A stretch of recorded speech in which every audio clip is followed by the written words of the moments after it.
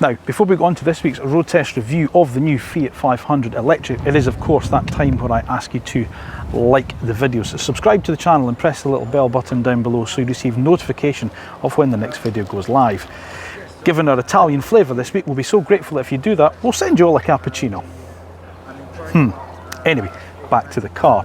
Of course, it's a 500 and it's the third generation. It is a completely new ground up design. It doesn't share anything with the current car, which will remain on sale in mild hybrid form for the time being. But this is grown in every way. But has it lost some of its character? You see, the problem with small Italian cars going electric is a small Italian car needs that peppy, revvy little engine that only asks you to grab the next gear change before its pistons come out of the bonnet. So going electric is going to kind of lose some of that. So does it still have the character of the Cinquecento that we've been used to? Let's find out. So like I say, this is a completely ground up design. It's a brand new car, not based on the current one. It's a new platform and it's a dedicated EV platform. Now that's important because therefore you don't have any of the compromises that you have with something like, say, the Mini Electric, which is an internal combustion engine car converted to EV powertrain. So it's like the Honda E in that sense. And of course, those two cars are this car's main rivals. In terms of styling wise, well, of course, it's a familiar 500. It's interesting that the reborn 500, when it first came out back in 2007, and the original reborn Mini, which came out in 2001, both came from the same pen, the pen of the stylist Frank Stevenson. But whilst the Mini sort of grown and become almost a caricature of itself, they've managed to retain the quirkiness. They've managed to retain this sort of like this style and the essence of that original 1957 car without being too retro. Now that's a really neat trick. Look at how Land Rover have struggled to replace the Defender. But back to the 500, what's new about it? Well, as I say, it's completely new in terms of its platform, so it's grown in every way. It's slightly longer, it's slightly wider, it's slightly taller. You've got this very distinctive front to it, like the 1957 car here, but instead of the Fiat logo, you've got the big Cinquecento logo there. And these headlights, look at them. They've managed to cut these DRLs into this bonnet with the projector below it. It's got a real kind of, it's still cute, but it's a little bit grumpy. It's like my daughter when she's fallen out with me and she's really angry with me. She's still cute, but I don't really want to mess with her. And the silhouette is identical in terms of the way the car looks, but again, it's taller. It now sits on up to 17-inch alloys, the first time a Fiat 500 has done so, depending on trim. But again, it's little details that I love. Look at these little turn indicators here. There's a little blade of perspex with the LED turn indicators in it. Just lovely detailing. And these flush door handles now that have an electric latch inside them. Absolutely phenomenal. But of course, it's still cute. And round the back, new distinctive tail lights that have this sort of C shape to them that sort of make the car feel like it's quite a stance to it because they follow these boot lines here. New 500 logo with an E embedded into it and this nice new big Fiat badge at the back. Big spoiler at the rear as well, much like they had on the Abarth model of the previous generation car. Now let's talk about the previous generation car for a second, because I'm talking about it like this has replaced it. It hasn't. This is going to be built at the Mirafiori plant in Turin, whereas the previous generation car is still going to continue in its mild hybrid form, but of course it's built in Poland and the two cars will be sold side by side. Interesting statistic, Fiat have had such a success with the 500 that they are now saying that if you include the Panda range, because obviously that is still a small city car as well, 1 in 4 city cars sold in the UK, where's a Fiat badge? They can't afford to mess this up. Now boot space splits. The Honda E's diminutive boot and the Mini's slightly bigger boot. It's 185 litres. Now that's both for the hatchback and the convertible, because remember the 500 is also available as a convertible. In fact, it's the only 4-seat electric convertible that's available for sale currently. So it's a decent sized boot. It's pretty good. And of course you've got the rear seats that split 50-50 as well, so you've got that little bit extra practicality as well, but it's quite deep. There's a little bit of underfloor storage for your granny cable. There's you know, a bag there for the other charging cables. I don't have my suitcases today, but yeah, you'd certainly get, you know, a couple of a medium size and a small suitcase in there without doubt. So it's not too bad. But what about the rear? Because it is a small car. How does it fix with rear accommodation?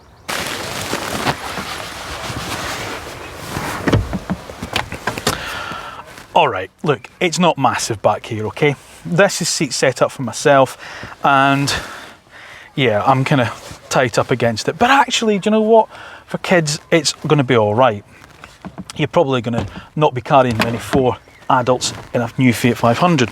One of the big criticisms I had of the old car, my own personal car, was that when my daughter's seat was in the rear in the Isofix, she couldn't get her seat belt buckle attached herself. I had to climb in the back and do it for her, but of course it's a little bit wider now. That doesn't seem to be such a problem, and the Isofix brackets are a bit more prominent, but also there's one on the front passenger seat as well. So thank you, Fiat, thanks for doing that.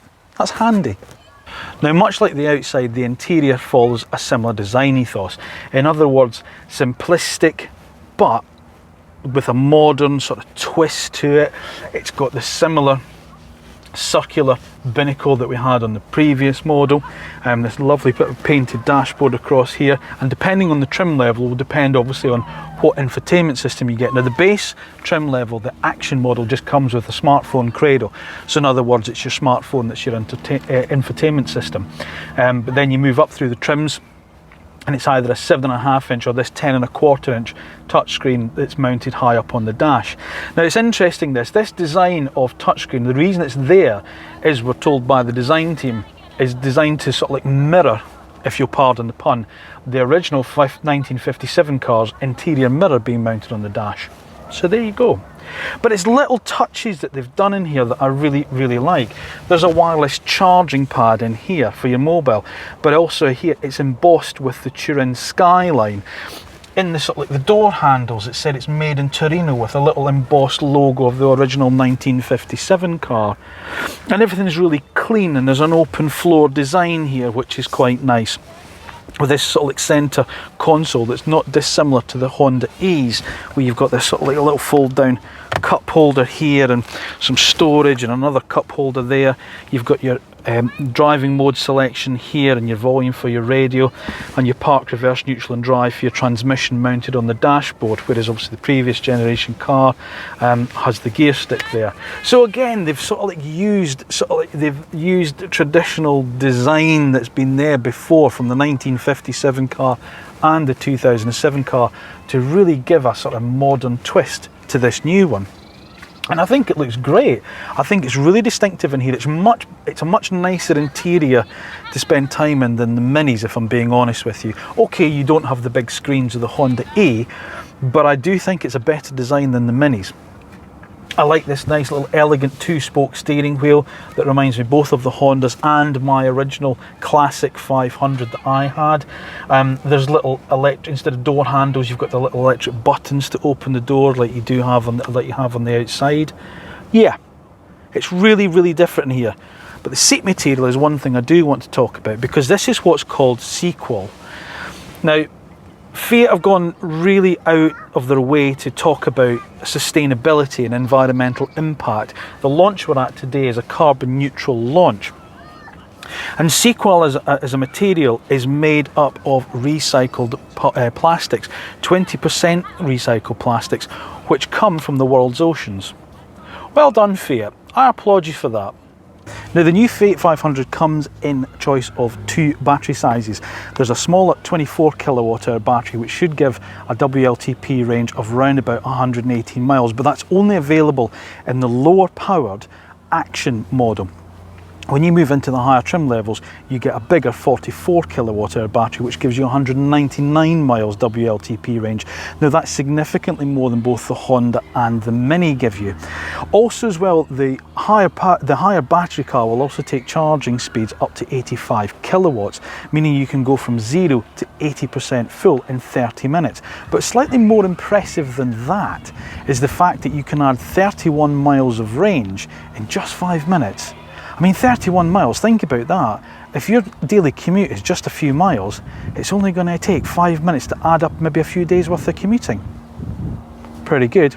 Obviously you've got standard CCS charging port mounted at the rear here, obviously where the other where the petrol cap would have been in the other cars, and from your home wall box, from an 11 kilowatt wall box, you'll be charging up to full in just a few hours. So there are two power versions available on the new Fiat 500. There's either a 97 brake horsepower model or 117. Now the 97 brake horsepower one is only available in the low action trim. The higher powered model is what you get in all the others, so the Icon, the Passion, the La Prima, and that's the one that I've got here. But it's still down on power in terms of its two main rivals, which is the Mini Electric and of course the Honda A. Does it feel it, however? Well, not round about town for obvious reasons. You know, round about town it feels quite sprightly.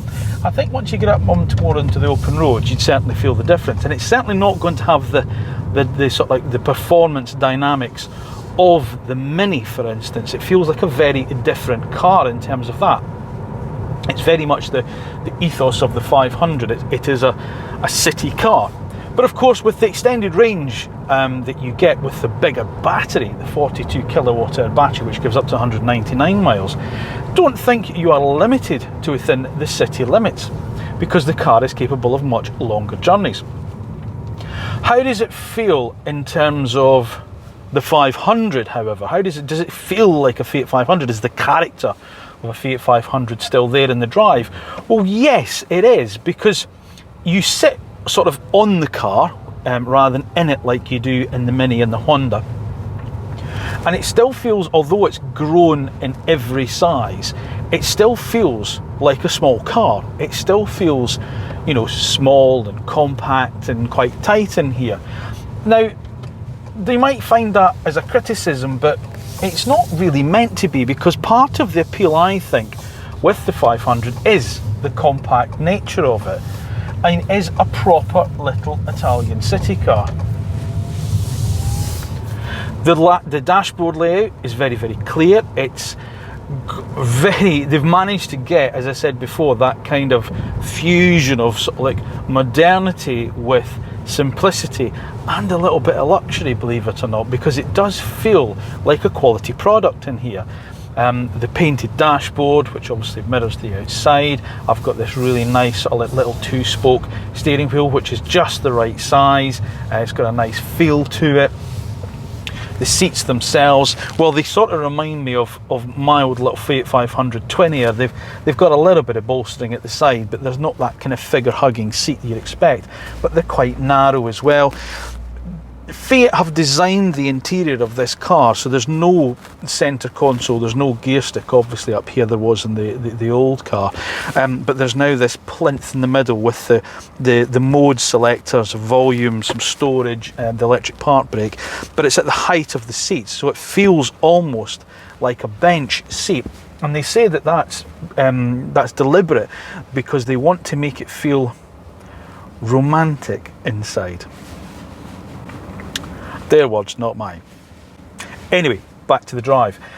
You've got three driving modes with the car. When you get into the car, it's in its default normal mode. So that's when everything feels quite sharp and everything's, you know, you can use everything and everything's fine. You then go to range, which dulls down the throttle response a little bit, and obviously it's designed to be a slightly more sort of relaxed, a slightly duller experience in terms of its drive. Then you have the wonderfully named Sherpa mode. Now, Sherpa mode is what everyone else calls eco, and it's called Sherpa mode because it's to make you think about those guides up in the Himalayas and the mountainous regions that would just get you home, you know, put their arm around you and guide you back to where you're supposed to be. Don't think there's many electric charging points in the Himalayas, if I'm being perfectly honest with you. But it's nice to see something rather than normal eco and sport, if I'm honest. But in Sherpa mode, obviously, that's when it cuts down on things like, you know, you can't use the heated seats on the trim, you can't use the air conditioning will shut itself down. There's various parts of the infotainment system that will go down, and it's that, as I say, that sort of like help, I need you to get me home mode. The driving position, as I say, you tend to sit on the car rather than in it, which is quite nice because it gives you a good vision around about you as well. The instrument display that I've got in front is very, very sort of like similar to the original car and the reborn car back in 2007, with this sort of semicircular display, but obviously it's got a lovely little screen in there now, and you get your navigation instructions up there too, which is nice, and everything's really clear, it's easy to see. On the Icon and the La Prima model, you get this big 10.25 inch high definition touchscreen, which really is fantastic in terms of its actual display, that it's showing me everything up there. But it's in a position where, again, the designers have really thought about it, because in the original 1957 car, that's where the mirror was, the rear view mirror. It was mounted on the dashboard, so they've designed that to be mounted on the dashboard, almost like the old rear view mirror on the original car. You know, corny, but I like it. It's good. I like that. I like that little nod to the past. Now, when you're in the normal mode, there is very little brake regeneration. To get the regeneration, then we have to change the mode, and we have to go into range, and then it gets very aggressive. So it's almost like in some cars where we have that B mode that we've seen before. You move it back into the range mode, and you are, yeah, pretty much one pedal driving. That's really good. That's got a really nice retardation to it. And obviously when you're in Sherpa mode, it does the same. The brakes themselves, the brake pedal feel, when it's in normal mode, is again quite good. I quite like it. There's a reasonable amount of feel. It's certainly more, it's less, it's a bit more interactive than say we've seen on the PSA group cars. But as I say, that regeneration, gosh, yeah, it's quite aggressive when it's in range mode. So for roundabout town, that works really, really well. The steering, now the steering's light. And again, it's designed to be light because obviously the majority of these cars, I would say the majority of them, are going to be more city based, and therefore the focus more on parking and getting in and out of tight spots and such like. But it's not without feel. There's a tiny little bit of deadness to it at the absolute, you know, dead ahead centre, but actually when you sort of, you know, picture into, like, say, a roundabout like this, it has a nice weight to it. It's not over assisted. You don't feel like you're oversteering. So yeah, so it's good. They've really thought about it. They've really thought about how the car behaves and the type of environment that it's going to be used in. And I think that needs to be acknowledged, that, as I say, whilst it is predominantly going to be an urban area car, it's not going to feel out of its depth if you were to take it on a longer drive. And I like that, because I did some long drives in my Fiat 500s. In fact, I took my Abarth to Scotland with my mother in it. I think I'd do that again. The other surprising thing with the new 500 is its ride and refinement. Now, roundabout town, the car is bigger, as I say, in every dimension to the previous car, but it's still a small car. So you've got a slightly smaller wheelbase than you have in something like the Honda E, so you can feel it drop into, you know, the potholes and the crevices a little bit more. But surprisingly, out on the open road, like we're in the countryside just now, but I've just done a little blast down a motorway, it was beautifully smooth. Now, I'm going to go back a little bit to what I said earlier about it being predominantly a town car, because that was a real surprise for me when I was driving down the A14 there, was how quiet, how refined and how smooth the car felt. Its ride quality is really surprising. Now, this is a brand new platform. This doesn't share anything with the previous 500. So this is like the Honda E in the sense that it is an EV from the ground up. It is not a combustion engine car that's been converted like the Mini is. So it's not saddled with any of the compromises of the combustion engine Fiat 500. So they've started with a clean sheet of paper. And I have to commend them. They've done really, really well with the noise, vibration and harshness in this car. Or dare I say, the lack of. Because it is surprisingly really good for a car as diminutive as this, and for a car that wears the Fiat 500 badge. You do think it's going to be a real shake your teeth out and oh, it's not going to handle the big open roads really well. It really does. It's not the dynamics of the Mini, that's not what I'm saying. It doesn't have the handling characteristics, you know, the sort of like the fun, wow, this feels like a real sort of like sprightly Cooper-esque like the Mini does. But I'm really, really surprised how well this little car is coping on big open roads and how it makes you feel. It's a real, yeah, they've done well with this. They've done really, really well with this. I like it. I like it a lot. Pricing for the new Fiat 500 electric starts at just over £20,000 for the basic action trim with a lower powered battery after the UK's plug-in car grant has been taken into account. But the range then extends, depending obviously on the trim level, up to about £26,000 for the higher trims with the bigger battery. But remember, I said this also comes as a convertible. So if you're looking at the convertible model, it's available in every trim level bar for the basic action one, and that ranges from about £25,000 up to just over £30,000. Of course, the main competition for the Fiat 500 is going to come from the Mini Electric and the Honda E. But of course, at the price point, you might also consider cars such as the Vauxhall Corsa E, the Peugeot E2A, and of course the Renault Zoe. But they don't quite have the same kind of style and kind of cosmopolitan look that the other three do. And also remember, we keep going back to it, but it's important to say that the Fiat is the only one that comes in convertible at the moment, which is quite an accolade to have if you prefer open-top motoring on days like today. Shame I didn't get one to test. So here's what we like and what we don't like about the new Fiat 500 electric. We like its style and individuality, its overall design, the interior materials, and the quality of its ride and refinement. We don't like the performance trails, its main rivals. Rear accommodation is still a little bit tight, but other than that, not a lot else. So two questions need to be answered for me today.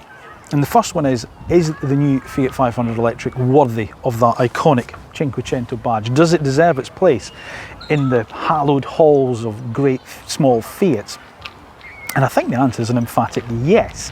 What Fiat have managed to do is actually quite startling. They've kept not just the original character of the 2007 car, but they've kept the character of the 1957 car. They've made it feel small and cheeky and fun and just vibrant to drive, like that original car really was, but with a bang up-to-date platform, fully electric powertrain, and modern technology on the inside. So yes, the answer to that first question is without doubt yes. But the second one's a bit tricky. Would I have this over a Mini Electric or a Honda E? Now, given that I love those two cars, and I think they're two of my favourite cars, let alone EVs, it's quite a difficult one to answer that. But given my love of the Fiat brand, I think I'm going to say something quite bold. I think I prefer it over the Mini. But do I prefer it over the Honda? No. I still think the Honda's just so damn desirable. It just aches, I ache to own that little car, that I'm not sure the Fiat dislodges it. Oh, maybe it does. No, it doesn't. No. Oh, yeah, maybe it does. Oh, I don't know. Look, let us know in the comments what you think. It's brilliant, this new Fiat 500 electric. If you're in the market for a small EV, you've got to go and drive this, because this is a phenomenal little car. If you can put up with the small tight cabin, this is a brilliant car. Anyway, that's another indecisive review from me. Thank you for watching AutoEV. As always, please remember to like and subscribe to the channel and press the little bell button that's down below to receive your notifications of when the next indecisive video goes live. And if you haven't been there, please head over to autoev.co.uk, where you can read all of our road test reviews and find the back catalogue library for all of our videos previously. Thanks again for watching. We'll see you soon. God, I really don't know. I love it. No, it's the Honda. No, it's the Fiat. No, I don't know.